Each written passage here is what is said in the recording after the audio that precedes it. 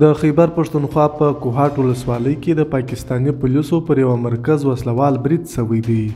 د کوهاټ پولیسو رسنیو ته ویلي چې تېره شپه ترهګرو د کوهاټ د انډس حلقوي سړک کلاچي ټول پلازې ترڅنګ پولیسو په یوه مرکز وسلوال برید ترسره کړ چې په پایله کې 3 پاکستاني پولیس مړه او 4 نور ټپیان شوي دي.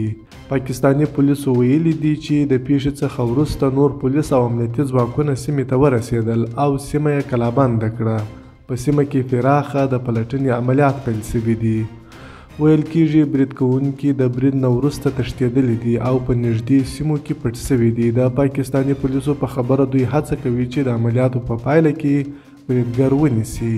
د یادولو وړ ده چې پرون د جنورۍ پر 9 هم د خیبر پښتونخوا په بنو ولسوالۍ کې پر پولیسو برید شوی و چې په پایله کې 2 پاکستاني پولیس مړه او 3 نور ټپیان شوي وو.